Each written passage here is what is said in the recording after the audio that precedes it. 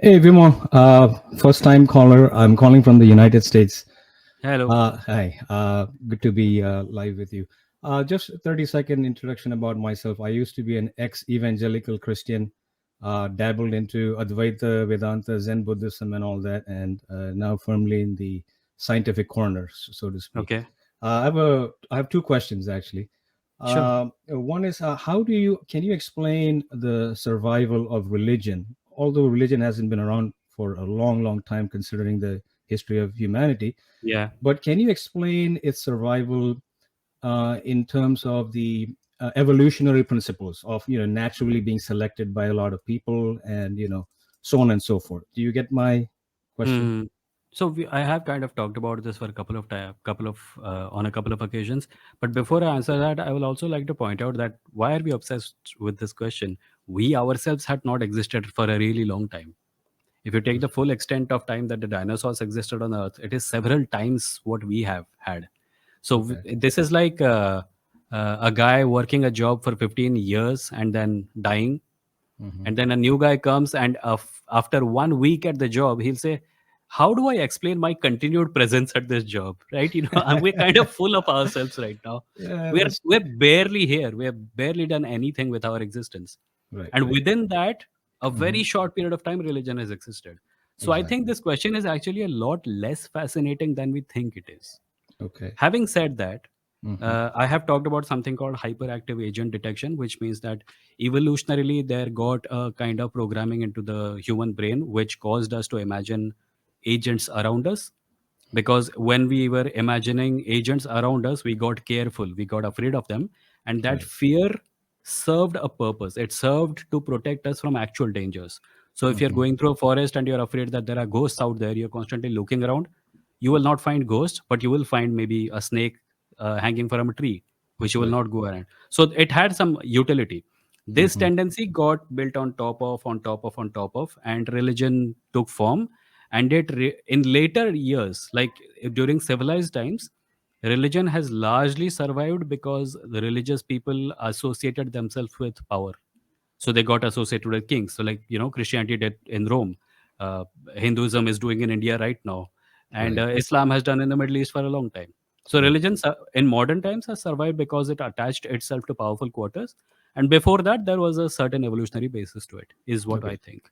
And also, the reason why I specifically asked this question is coming from my Christian background, and specifically, it's a Pentecostal charismatic background. I'm not sure if Mm, you're aware of that, okay. but this stream of Christianity is the most popular, and it's advancing in several parts of the world right now. Yeah. So I was like, just curious, like, what is it that people are attracted to, and like they're selecting this, in terms of the evolutionary language of this Yeah. religion. So that was my curiosity, yeah, about this. I think an inescapable fact about the human condition is that we are shit scared because we don't Mhm. have one fucking clue. And Okay. when someone comes along and says, I know, we're like, oh, he knows, yay, and we go to them. And the more a person is able to pretend that they know and they're Mhm. extremely confident in what they know, the more people will flock to them. Okay. This unfortunately has been figured out by many charlatans throughout history, Mm. and they have made use of it in order to Yes. become what you describe as charismatic leader. Right. Right. Okay.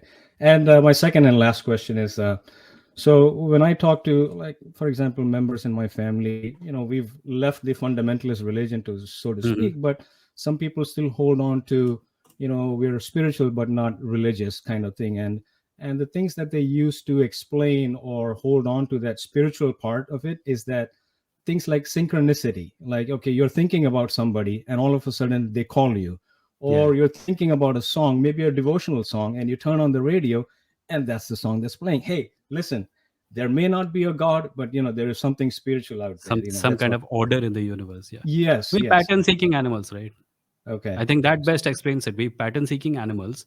We Uh-huh. are looking for a certain something, and whenever something by chance happens that way, we remember it. But we forget all the times that it did not happen. There are so Never many happened. times when you're thinking about someone and they don't call. It And doesn't if you happen. made a list of all the occasions when you thought about someone and they did not call, and then there will be one thing at the bottom where they did call, you'll be like, aha, look at this one There thing it at the is. bottom which makes perfect sense to me. We are seeking patterns and we are finding them. I And think it's that's the pure best pure explanation. coincidence. It's just pure coincidence that Yeah, happened. and coincidence also is a very weird thing. Coincidence is like, suppose you're wearing a red t-shirt, right? Suppose I was wearing something red and you Mhm. came out of nowhere to wear red. The fact that two people are wearing red shirts is not mind blowing. The Okay. fact that the fact that you came on my show and I was wearing red is what makes it coincidence, right? So Mhm. coincidence exists because of our perspective. The I thing see. itself is not coincidental, it's completely meaningless. We Mhm. are the ones looking at it and describing it and seeing it and finding a pattern. I see. Okay. Okay. Makes sense. Well, nice talking to you. Thank you, Vimo, for taking the call. Thanks, Samuel. Thank you so Thanks. much. Yeah. Take care. Bye. Bye.